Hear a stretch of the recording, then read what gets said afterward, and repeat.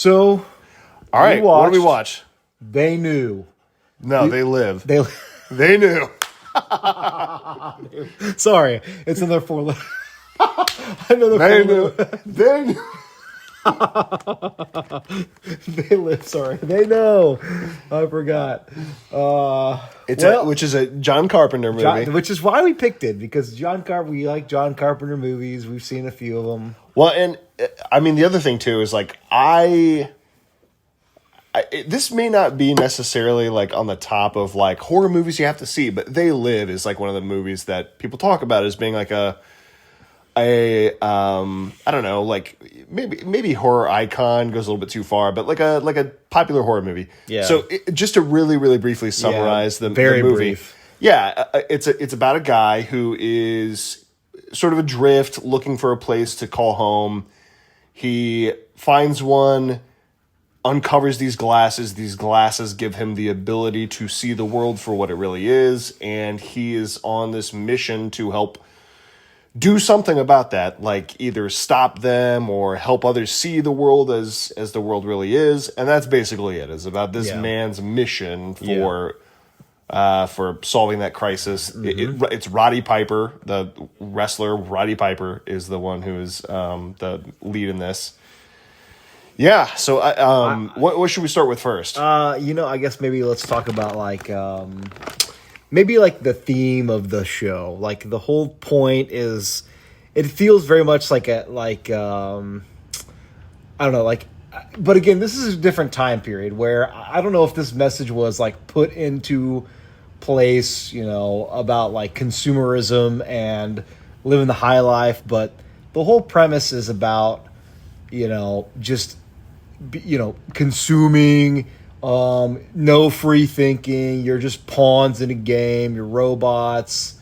About buying or living the good life. It's just, and you can kind of imagine how that would be even thought about right now with just like, again, media you're on your phone all the time. You're sucked in. Keep watching that TV.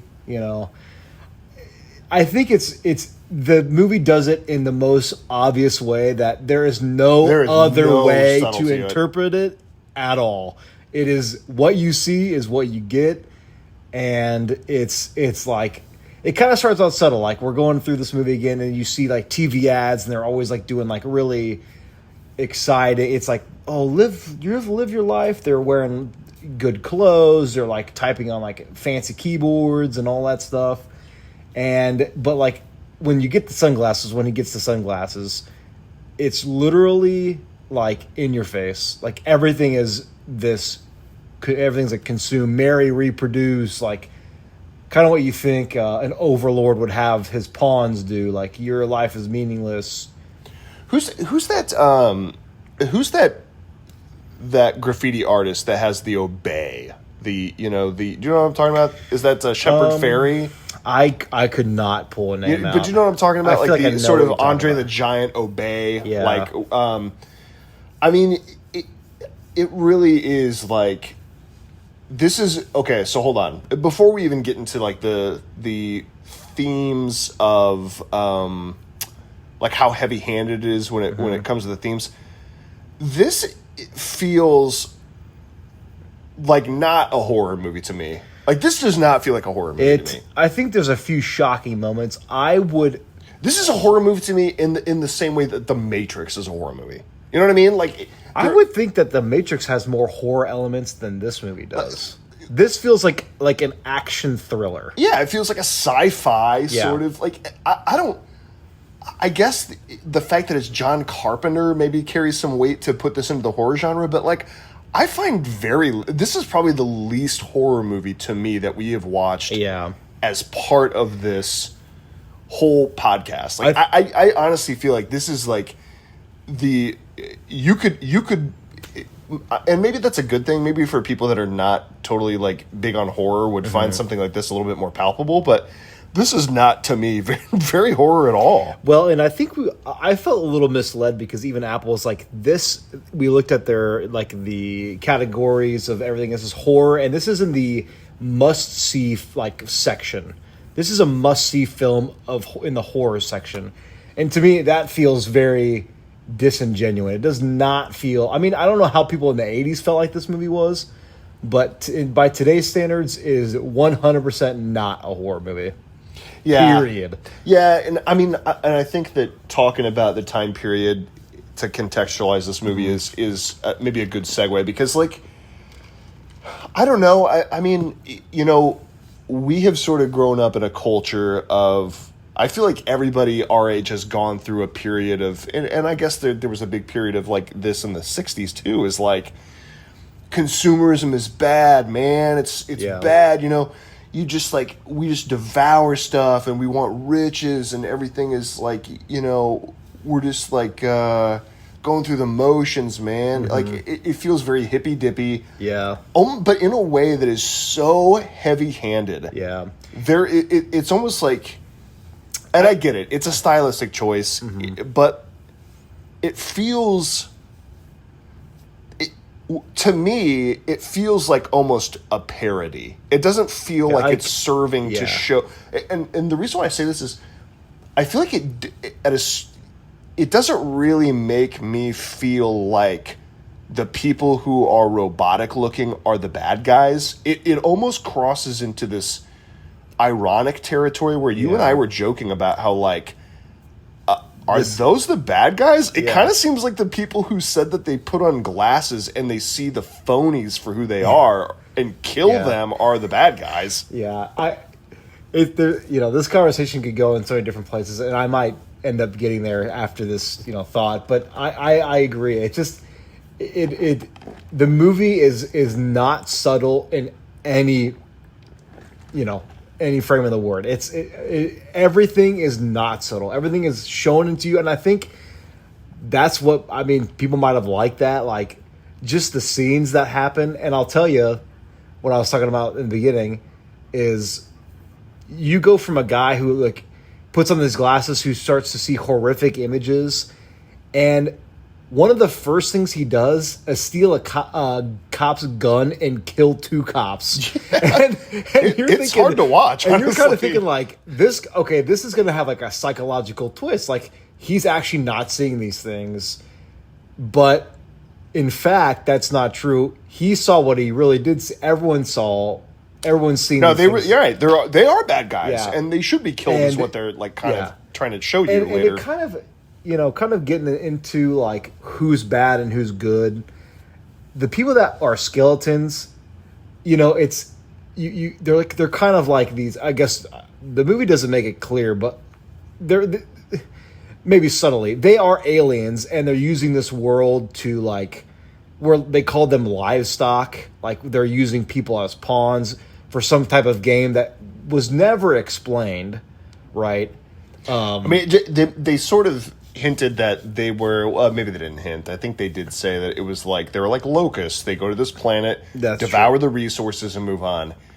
But I'm not sure why it would have to deal with them consume... Or like being a part... Because this type of consuming, I feel like is way more bureaucratic and political. Yeah, like what use does an alien race that goes from planet to planet want with the U.S. dollar? Yeah, like what do they care about that? Like what's the exchange rate whenever they go to the next planet? Yeah, what's the and this is jumping ahead, but they have technology that can jump people from planet to planet. So like, why would it feels just so forced about consumerism and aliens needing resources? I can't really connect the dots there. It just feels. For everything else that was shoved down our throat, that part is like just kind of like, don't worry about it. Like, just this is the story. Yeah, it's kind of like a messy sort of. It tries to like capture a pretty broad set of like ethical concerns, like consumerism is bad and. Vanity is bad, but we are an alien race, and once we devour the resources of this planet, we'll move on. And it's like they have the like you were saying, they have the technological means to literally become light and travel to different worlds, different places. Why do they care about like, you know, the way that they look or the way, you know, the other thing too is that, I don't know, like it seems so, I really thought there was a period of time where you and I were like, this guy is murdering people extrajudicially, just like on the streets. And people have this depiction of looking robotic and like an alien just by looking at their reflection in a window and fixing their hair. It's like, no, that's vanity. It's bad. You can't, that's something terrible. You can't have that. That's an ethical problem. It's a moral problem that you have. It's the lines that they say to these people. It just feels like absolutely just unhinged, because like there was once that scene we were talking about is when he comes out of a grocery store, which it's like it looks like a typical grocery store. Like I would say it looks more of like a lower income, more like a market, like an open market like with like produce everywhere. Yeah. It's in a building, but still like And then there's people who are like hoity-toity, like going in there, and you know he's got the sunglasses on. He can see them for who they are, and then he comes out and he sees this girl, a woman. She's like nicely dressed, like fixing her bob in her, you know, the 80s. She's fixing her bob hair. And she looks at him and she's a skeleton or whatever, or an alien. And what does he say? He says something about like perfume on a pig. Like, yeah, right. Yeah. Makes fun of her, says something about how it looks like she had work done or something like that. And she's like, what the hell? Like if somebody. Yeah, it's like I'm minding my own business. Like, what are you talking about? So, and that's what I mean. It's like in the beginning and even still, like towards the end, you're kind of like, are these actually the bad guys? Like, is this just all an imagination? But yeah, it's so forced that it is so action packed that they just were like, nope. These glasses actually do make you see aliens, and all these guys are bad, so blow them away. Yeah, I kind of feel like in a way that is sort of maybe an 80s trope is this like, take this at face value. This is, you know, these people are bad. It's all about action. Whereas I think like, and maybe just because it's like an interesting plot device that has not been totally overdone just yet. But I feel like if this movie were made today, they may turn this on its head and make you think a little bit more about how like, does this feel right? Does it really feel right that these two people are armed to the teeth and going through a news station and killing people? That you know, like, and I don't know. Maybe for all I know, maybe that is what part of what John Carpenter was doing. I think trying to turn that on its head. I think it's like a product of its time because. You know, and I did not grow up in the 80s. I was born in the 90s. And heck, I would say I probably grew up in the early 2000s more than I did in the 90s. But movies, like this movie feels like a summer. I mean, you have to look and see what time it came out. And you just go to the movies and you just want to watch, the coolest. Did you see They Lived where, it's crazy. There's guns and, you know. And they just, like, teenagers went to the movies with their girlfriends and just watched this or whatever. That's the kind of movie. It just feels like, you know, like that's a product of its time. It like Aaron said, it's if it were made now, you probably would have more thought provoking questions. More, like, did you? More of a subtlety. Yeah, more like are you sure that they were aliens? Are you sure this wasn't just like some type of like, you know, maybe there was psychological elements to it, which.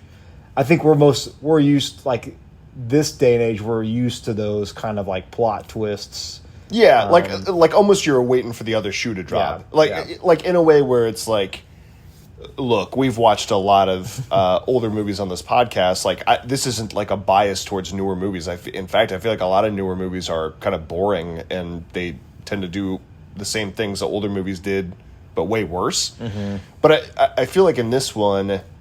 I feel like with its commitment to being, nope, we are the good guys and they are the bad guys, at least at first viewing. Like, I should say that if I watch this again, maybe there are more subtle hints that it is more conflicting, that the bad guys and the good guys aren't so clear. But at least on the first viewing for me, it feels like it is like pretty clear. They're saying these are the bad guys, these are the good guys.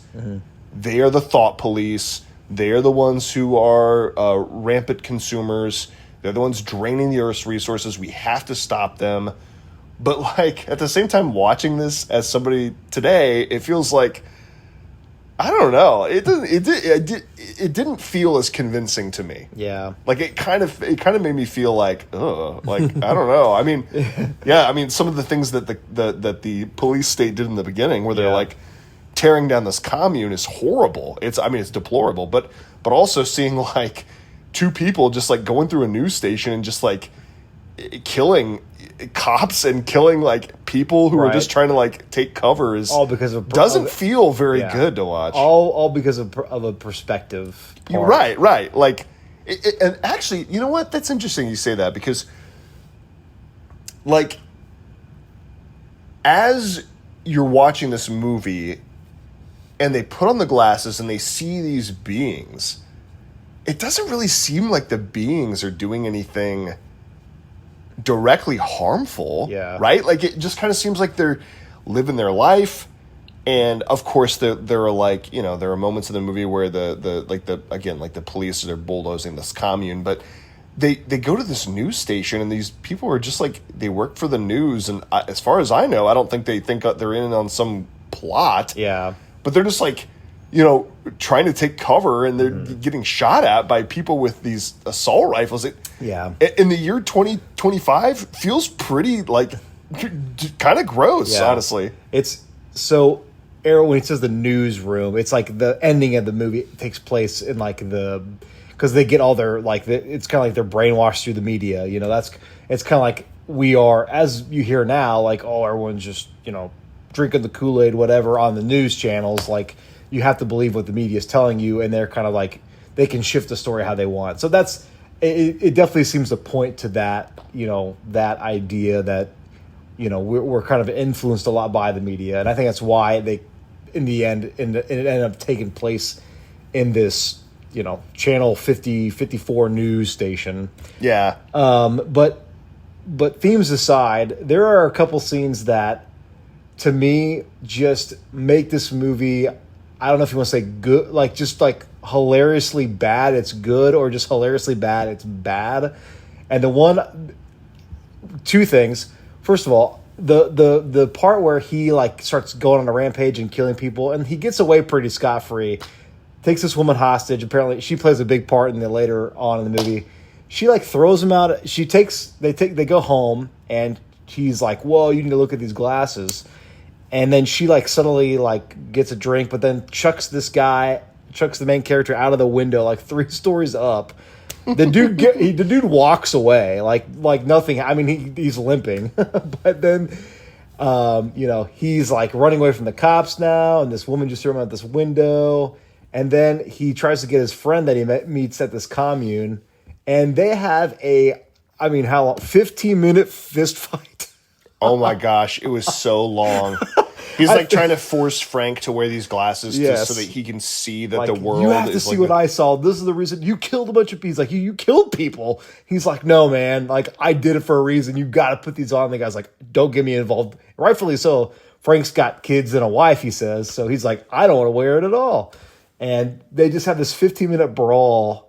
And it really is like, almost feels like it is Peter and the chicken from Family Guy fighting. It is that long. It is that. I think if we go back, I think it would be about from start to finish, like that whole scene in the alleyway, because it's after he gets the second pair, right? Because he loses the first pair. Yeah, so it's like after the dumpster scene. And it must have been like 15 to 20 minutes. And that is not an exaggeration. Maybe like 10 to 15. But it almost becomes hilariously long. And you're just like, okay, we kind of get the point. Yeah. And I think they were really laying into Roddy's. Is that the actor's Roddy name? Piper's. Right. His like, because he's a wrestler. Mm-hmm. I think that's why they did that. And again, it's action packed, man. I want to see someone get the shit beat out of him. So That to me is the only explanation that was in there. It's weird because like I'm pretty sure at no point in that fight there's any music. It's just like the sound of men grunting and landing blows on each other. Like it is like it would have to be intentional that they drew it out for so long that it's like okay, what's happening? Can we move this along? Yeah, and speaking of the music too, there's like.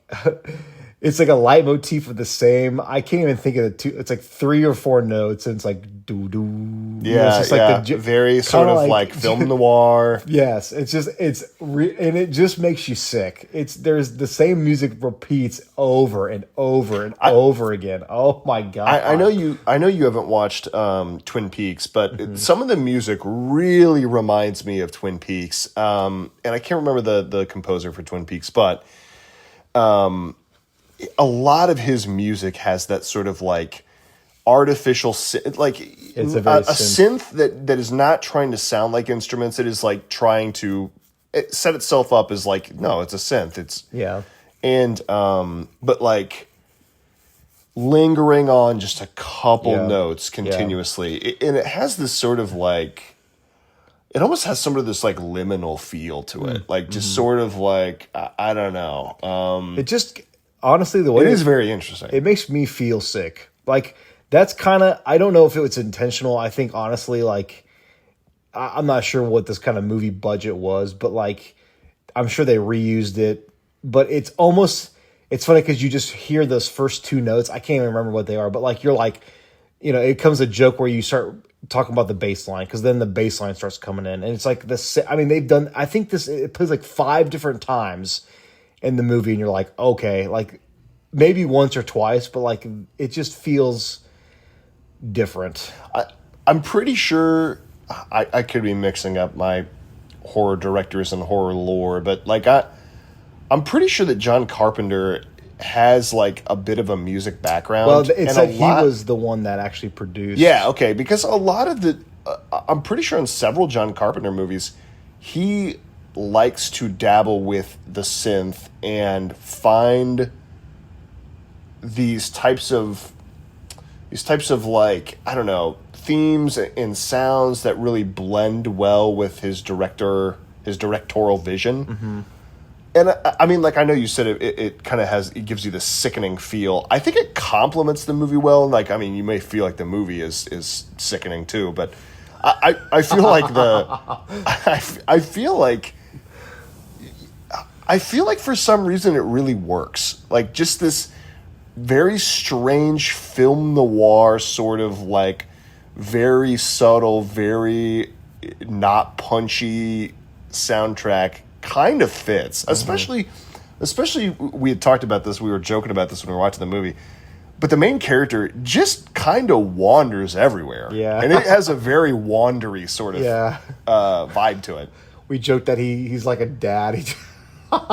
He just walks everywhere. He kind of taps his jeans. Yeah. He just cannot hold still. Like, dude, just calm down. It says almost nothing. Like, yeah. He is just, I mean, like any parent, like any stereotypical TV or movie dad, the dude has like, he goes from like 0 to 150. Oh my and his God. attitude, Yeah. it is like hilarious. It's just like whenever we're talking about him, getting mad at that woman, he's like, you can't. It's like putting perfume on a pig, bitch. You know, he was like, damn, dude. I know. Chill she out. wasn't even doing it. She was like going over there to buy flowers, and he's like just crashing out about it. And the one, I mean, I don't know. Like I going back to the sort of like themes of the movie of like obey and like this idea of consumerism.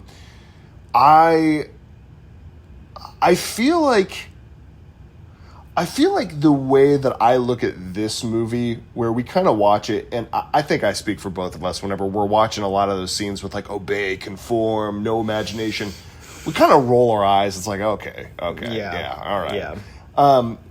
I think that the way we feel about that is probably the way that our kids will feel when they watch The Matrix. At the time period when The Matrix came out, it was like Yeah. It was like kind of mind blowing, and like I feel like the themes of consumerism and like staying in your lane and just being like livestock felt more, I don't know how to say this the right way, felt more earned. It felt like the world was built a little bit better, and it felt like the idea of a dramatic comparison of like humans being compared to batteries. Yeah. It made a little bit more literal sense. It felt more earned. But I have a feeling that like when our kids ever watch The Matrix, they're probably going to see that and be like, "Oh boy, this is so on the nose." Yeah, it's funny that you say that, like, because like this feels like the '80s version of that, and then like The Matrix, like the 2000s version of the same theme, just like right in that era, right. Yeah, I do think that there will be some generational, and it's funny, like, you know, I'm kind of interested to see how life will be in 20, 40 years when movies are coming. You know, who knows what kind of the whole idea behind like horror movies will be then. I do want to brush up on towards the end, because while there are definitely some, like, you know, it's definitely about media and all that stuff, there's a political component, because there's like a scene where they kind of join this rebellion. The lady comes in and is like, "I'm sorry for pushing you out the window. I hope you understand." And then boom, you get explosions. But I mean, I was like, hell, like finally, like things are happening. There was a lot before that point. There was a lot of exposition. Yes, and so things start happening. It's Holly was the lady's name. That is like this woman that threw out the window. And she comes in, and then so did the police. So you kind of feel like there's something going on. They're like in cahoots.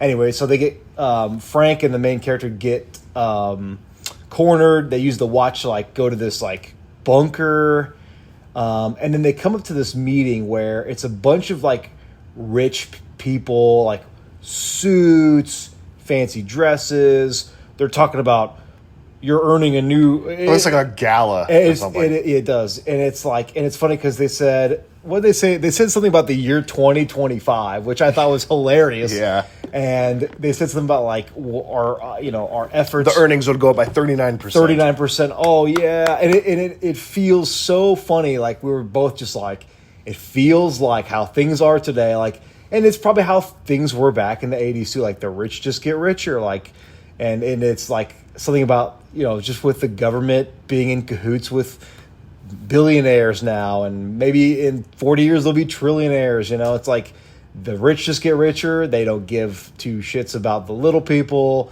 And it in that moment, it felt like, I think that line was less blurred between like who are the good guys and who are the bad guys, and up until that point, and even still, like Aaron did say that it did feel wrong, like, and it still kind of does, but like you could kind of tell like that they're trying to make that line less blurred, Yeah, at least from someone from like now looking back into that movie. Yeah, I mean, it's going back to the 2025 thing. It is funny to see a movie made in this time period.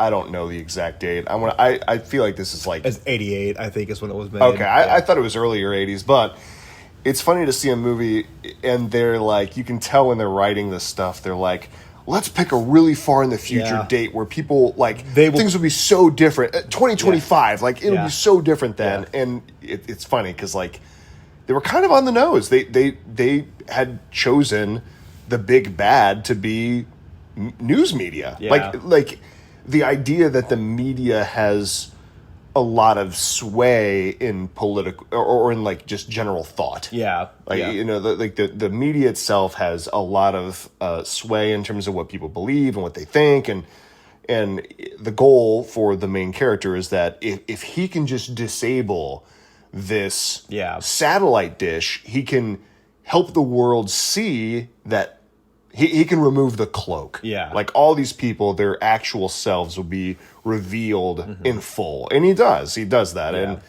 But it is, and kind of going back to the like what the bad, I don't know, the sort of like alien people look like whenever he's got these glasses on, where things are black and white, and they've got these these kind of heavy masks. Mm-hmm. What do you think of? Like, what do you? I mean, we're looking at one now. It's kind of like a mix between bone and muscle. Like you see past like the skin, and it's like looking at the layer beneath the skin. That's. But like, what do you feel like when you're seeing the whole scene? Like when you see a scene, it's black and white. You see the alien creature. You see these signs that say "obey." Does it make you think of anything in particular? Like another movie or just anything in general? I mean, I think for some reason I think of, isn't there like an Apple commercial that's kind of like that? Oh yeah. That is kind of my first thought was like, was kind of that, and then like the creatures themselves look like Mars attacks. Do you feel like when they show this black and white vision and they show this sort of like consume and these people dressed up really nice and they have like their hair done, don't you feel like it has like a 50s vibe? Don't you kind of feel like it has like this sort of like Leave It to Beaver vibe to it? Yeah, I now that you say that, I could definitely see. And I'm sure there was a reason for that, but it is kind of interesting that it almost looks like an 80s movie that when he puts on those glasses, it's like he's transported back into like a 50s sitcom or something. Yeah, I agree. I mean, aside from the black and white, like even the way that they're dressed, feels very their very hair proper. Yep, it feels very put together. Mm-hmm. It feels it doesn't have sort of the casualness of like what you would expect from the 80s, the 90s, that sort of era, but yeah, I don't know. I mean, like, what do you think about this movie? Just like, did you enjoy it? It's funny now because like when we first were done with it, I was like gonna dog shit on this movie so hard, and I will comment: the acting is bad. It is not good. And I'm not saying I'm a professional and I know what I'm talking about, but man, like, there's a reason why Roddy Piper does not have a bunch of Oscars. Let's even say just like the cadence of him talking, it just feels so fake. It feels very stilted. It is not natural. It's like, and like he has these cheesy lines. He's in the bank. There's a bank scene at the beginning after he kills the cops. He's like, is that where that line came from? You mean about the bubblegum? Yeah. I don't know, but it's a very popular line. Yeah, and I know that people use that scene as like Yeah. the scene, but I don't know if I feel like it cannot. It feels wrong to say that this is where it originated because, like, it just somebody else could have said it way more cooler. Like, I'm here to chew bubble gum and kick ass. I'm all out of bubble gum. I'm all out of bubble gum. Yeah, it's like,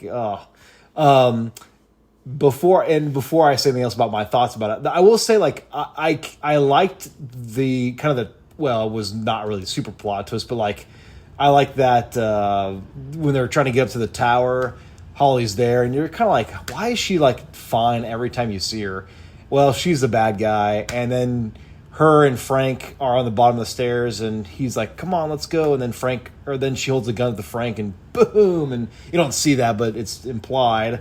So Holly kills Frank, and then he's like, let's just do this. And, Holly's like, oh, aha, I got you. And then the helicopter rises, and it's kind of like, I feel like every action movie ends with a helicopter on the roof. Like, of course. It's very in the 80s? Yes. Oh, for sure. It felt very Tom Cruise-y. It felt very, like, Die Hard. It felt very, like, Bruce Willis. Yeah. Like, 100%. Yeah. So, but overall, like I said, felt like was going to completely rip on this movie. And my whole thoughts through this whole thing were, this movie is so bad, it's bad. Like, I like to say that some movies are so bad that they have some, like, good to them. There are parts I did like. Again, if you kind of think about, like, I try to appreciate movies, like, about how they were, like, in the 80s. I'm sure kids probably were like, yeah, and then at the very end there's boobs, oh, boobs. And then at the end, that's the ending line is like this alien's having sex with this woman, and you see her boobs, and then she looks at him, and he's like, and then he's like this alien, and she's like, you know, Yeah, you're he talking, says, like, you're talking, like, like what's wrong? And you're talking when the cloaking thing comes down and they're showing everybody like realizing their partners, their spouse, their whoever, their boyfriend, their girlfriend are all these alien creatures. Yeah. So it's like it ends on this. It's a zinger. I got zinged, and so yeah, it's just I still want to say that I think it's still so bad that it's bad. Yeah, I mean, I'll say this, is like I had a good time watching it. I feel like the whole time this movie, like a couple of other movies that we watched, is a movie that you can easily follow the plot. It's kind of funny because the way it's paced, maybe this is intentional. You can laugh and joke throughout the whole movie and understand 100% what is still happening. Yeah. I left to go use the bathroom and you just kept it going because I was like, just don't worry about stopping it. And I can come back and know exactly what's happening. It's just like, it's kind of, I think some sitcoms are written like this too, as like they follow these sort of common things that you need to do because the audience's attention span is low and they might be in the bathroom and they might come back, but they tend to repeat things. They tend to repeat plot points. So that way you're always sort of apprised of what's going on. This is a movie where I had a really good time watching it. It was fun to just joke about and laugh at all the dumb stuff. But I gotta say, for a movie that I've seen on many places saying that this is one of the best horror movies ever, I kind of didn't like this movie, really. Yeah. I thought it was extremely on the nose in a way that didn't suit the movie very well. Like, on the nose is fine, but like I don't think it complimented the movie in any way. Yeah. The acting is real bad. Really, really bad. And we've talked about this before. And does a movie need to hold up? How many decades ago was this? I can't do the math. Yeah. Yeah, I mean, like almost 40 years ago. Like, not quite 40, but, almost. It's like, I can't expect a movie, and I don't think the people who make it expect it to have that kind of longevity. But at the same time, I'm looking at this, and it's like, this does not hold up. No, like, in a way that, like, you and I talked about how, like, it looks... Watching some guy say that glasses makes him see things that aren't there and killing people because of it feels extremely... it feels extremely bad. I will tell you, the way that I see this movie is... It should not be considered like not that it's critically acclaimed, but that it's like a must watch. I think it's a must watch if you grew up in the 70s or 80s and you saw this as a teenager and you're like, I want to feel what that felt like again, to watch one of this movie again. That is the only reason why I would say to watch it. Like, if you have some nostalgic reason to watch this, otherwise, I mean, it's fun to sit and joke around to because, like you said, it's like the movie ends up being in like blocks, like 30-minute or like maybe like 20-minute increment blocks, like of plot points, because you kind of already know, like, and the fight scene was one of them. That was like 1.5 almost. Yeah. So it's like you can leave and come back and be like, I still. Oh my God, they're still fighting. Yeah. I can still understand. Yeah. So, for the people who might hear this and say like, well, that's actually a really good movie, you have to have some type of nostalgic connection to this show to have liked it. Yeah, and I will say, like, out of every movie that we've seen, certainly for this podcast, and also just any movie in general, like just because I don't really like this movie, like, I can see why people would. Like, I can see why this might scratch the itch of somebody who really enjoys a movie like this. Yeah. I'm not the kind of person who's going to be like, oh my gosh, nobody should like this. That's so stupid. Oh yeah, I'm not going to like... That's crazy. Yeah. Like, I can totally see why people would really like this. Yeah. I don't. I think that it's like... I think it is extremely unsubtle and in an unflattering way. I think that the acting is not very good. I think that the visual effects are... I think they're very interesting. I think that, like, the effects of wearing the glasses are very striking, and even though it feels, like, kind of cringy at this point, like, oh, obey, consume, all that stuff, I still feel like it has this still today a very visually striking like setting to it, and like the creature design is really cool. But I just like this movie. I mean, like, I think the things that they wanted us to see and be like, oh, isn't that cool or isn't that crazy?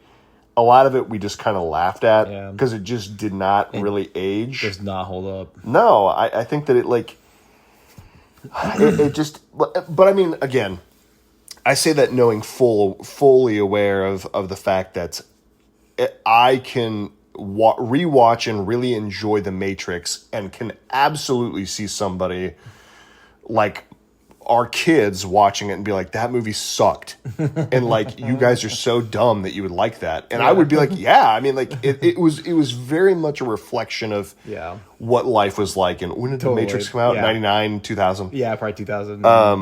Yeah, I mean, like it was very much like complimentary of that time period in a way that if you looked back in 2040, if you looked back at it, you'd be like, wow, this is really dumb. Yeah. But I'd still probably love it because it's The Matrix and I grew up with it. Yeah, exactly. I don't know. I mean, I will say that, holy God, Roddy Piper's ripped as all hell. Yeah, The scene where he's like, he's got a construction job and he's the only dude with his shirt off. My God, that dude is... Yeah, there's a reason why they filmed him with his shirt off. I mean, you got to give the ladies some eye candy too. I mean, I'm not gonna look away. That dude's hot. I could not believe how. Well, and they showed him, and I was like, at first I didn't recognize him as the same main character, and I was like, oh my God, that dude's huge. I don't know. Yeah, I thought Keith David played a good part. He's a voice. Keith David, he does a lot of voice acting for like video games, so I'm sure but he's in it too, and I think he's more again than Roddy's he's a wrestler, not an actor, but you can tell there's a big difference. Oh yeah, like you can tell Keith David is like a little bit more actor. natural to So, but if you just want to like feel a little nostalgic or want to see what the '80s action scene was like with a little bit of like sci-fi twist, why not? I mean, it's a fun watch. Here's what I'll say though is if you're going to watch this, I think you'll enjoy it a lot more if you watch it with multiple people. Yeah. I really don't think this is the kind of movie that you're at home and you're like, hey, I got 2 hours to kill. I want to watch one of these movies on my watch list. And you're like, I've been meaning to check this out. I really think if I watched this by myself, I'd be like, this movie sucked. Yeah. It would get 0 stars. Like it just would not be as fun of a watch. I agree. Watch it with some friends. Yeah, I mean, I don't know. Is there anything else? Do you have anything else to say about it? I feel like I've kind of gone into everything. I gotta say, like, for it being California, this guy he wears the same flannel shirt and the same tight jeans. Man, he does. Maybe they're in the Pacific North. Well, no, I don't know. It kind of looks like he's more like in L.A. or something. Yeah, he must be a stinky dude. Yeah, he's still wandering. A lot of butt there. He's walking again. He's limping. And I guarantee if we took the movie off mute right now, it'd be the same song playing. Yeah, same droning synth. But anyway, watch it or don't. We don't care. And happy birthday to Pat. Oh yeah, thank you. This was actually my birthday present. Yeah, your birthday present. My birthday. Listen. To anyone who's got an upcoming booth day, Aaron, happy booth day to you too. And that's all she wrote.